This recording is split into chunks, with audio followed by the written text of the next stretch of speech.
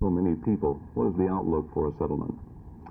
Well, I'm not really privy to the negotiations that are carried on in Washington. Negotiations did break off yesterday afternoon after having federal mediation services in, and I'm not really sure where they stand right at the moment.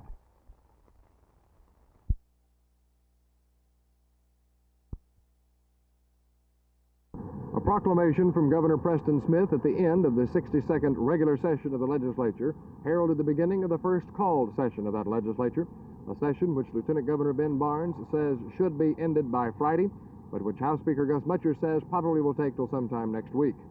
It was brought about by a failure of the legislature to agree on congressional redistricting, and that'll be the main business of this session.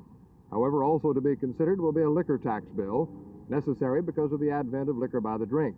There will be other requests for items to be considered, but whether the governor will allow them to be or not remains to be seen. The final activity of the regular session was passage of an ethics bill, the outgrowth of a stock scandal which broke at the beginning of that session. Representative Jim Nugent, sponsor of the House version of the ethics bill, was visibly angry as he came to the Senate to tell Ralph Hall, the Senate sponsor, that the House would accept a relatively strong ethics bill, apparently because of relatively strong threats by Lieutenant Governor Ben Barnes. Barnes gavelled the ethics bill into law with only seconds to spare before the midnight deadline. Earlier, Representative Curtis Graves of Houston launched a blistering attack against House Speaker Gus Mutscher in a personal privilege speech. Today, a number of House members joined Representative Sam Coates of Dallas in announcing that they're withdrawing their support from Mutscher as Speaker. There's been a great deal said about appropriations, and I know I'm extremely disillusioned with our appropriations process in this state, and I don't believe that I can support him in the future with the method of handling the state's appropriations bill. That's one reason I voted against adoption of the conference committee report last night. We added $22 million to our state appropriations bill that neither house of the Texas legislature had ever debated 1 minute. And then we cut off debate in 10 minutes and wouldn't let people discuss it any further. And that's just not right. Does this mean that you're joining the so-called Dirty 30? No. Before jumping into the official duties of this special session, Lieutenant Governor Ben Barnes took time out to talk with us about matters of the legislature. And whether Governor Smith says for the Senate to pass a Senate redistricting bill or to allow the Constitutional Board to draw the district lines, I think all this can be done in a relatively short period. So the regular session is over. The special session is underway. Perhaps an old saying would fit well here. There's just no rest for the weary, whether they're legislators, their employees, voters, or even newsmen. This is Roger McDonald, Channel 8 News on the Move in Austin.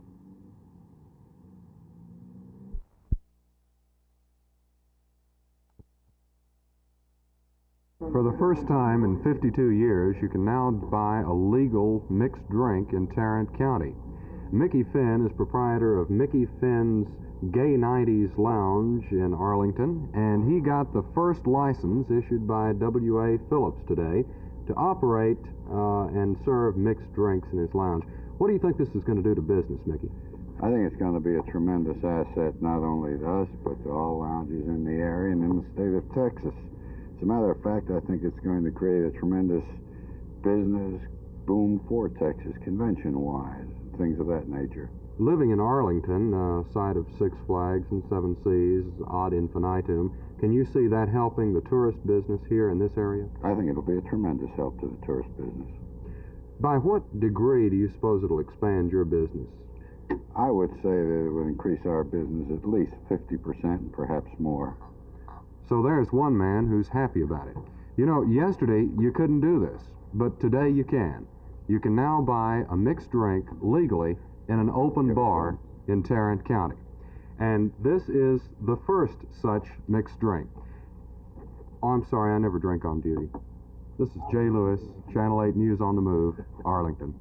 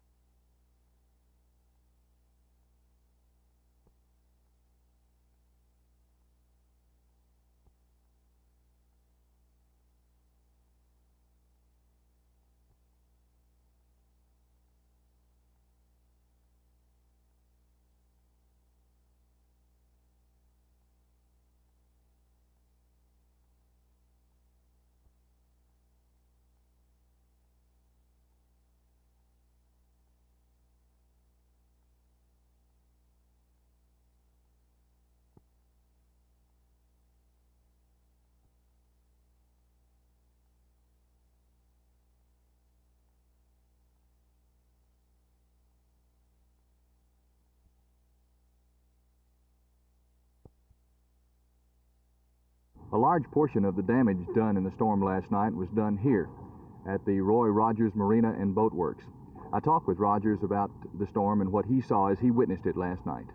We were in bed around 11 o'clock and we heard a normal noise, which because the jets fly over, sounded like a jet, and I looked out in the yard and our boats that's on display were going around in circles. And the next thing I looked over the top of the building and saw the debris and the boathouse in the air, approximately 40 feet in the air. And I thought it was our pile driver, but then the barrels began to float and pop around, and we knew our boathouse had gone over again. And we had heard a loud jet noise, and we assumed at this point that it was a funnel because of the noise and the circling motion of our boats that were going in circles. How much damage do you think you have here? About $60,000 on the boathouses and the estimated damage on the boats in the boathouses. He estimated the damage at the marina and the boats at $60,000. Most of the damage to the marina itself and very little damage to the boats. He said what he's going to have to do now is to cut it into 3 sections, sink it, and then refloat it right side up and move it back around into position. He's an old hand at that. You see, it happened to him almost a year ago today when another storm hit this same general area. He's hopeful that it doesn't run in threes.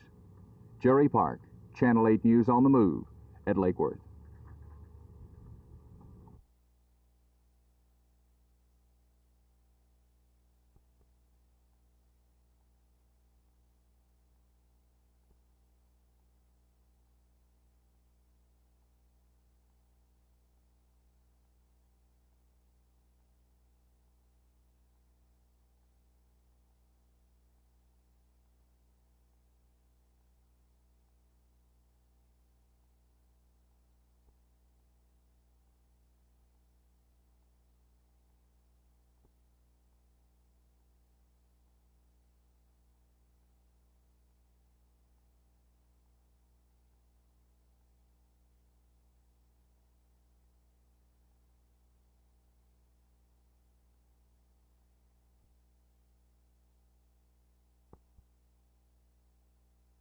In the past, youth representation at the conference, at the North Texas conference, has meant that only one youth was able to vote on measures in the conference.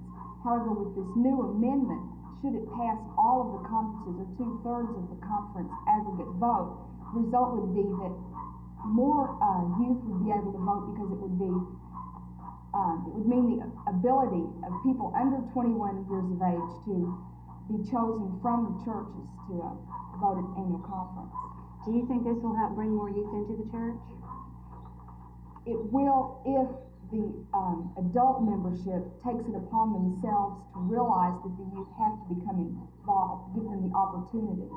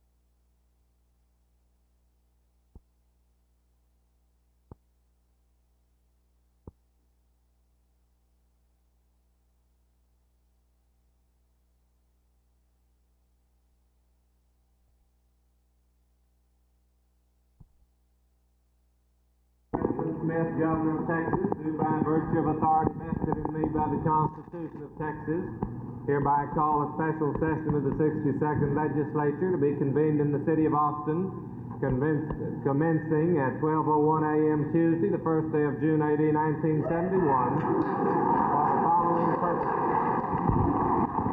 to enact legislation to apportion the state of Texas into congressional districts in accordance with the 1970 United States Decennial Census, to consider and act on such other subjects and questions as the governor may submit from time to time. The Secretary of State will take notice of this action, will notify the members of the legislature. Done.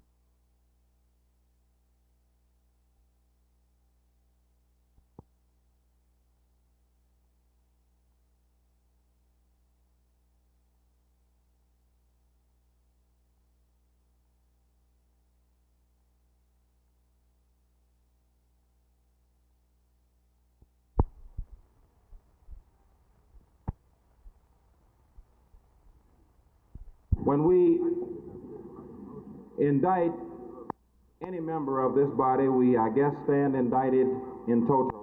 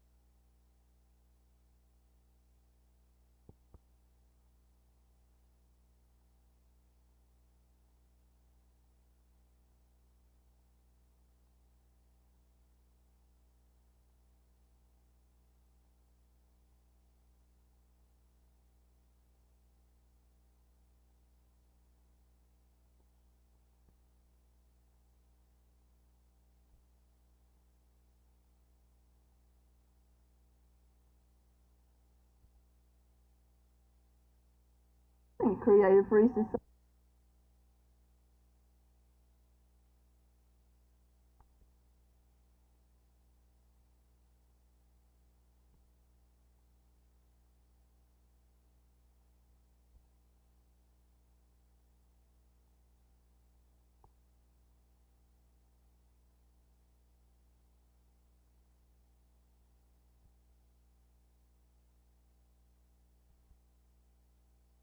What do you hope to accomplish by this? I hope to get the Methodist Church to take a stand. I think that so far in the conference we bypassed this, and this is one of the most critical issues that faces the church and the nation today. And I think that it's time that the church speaks out on this issue.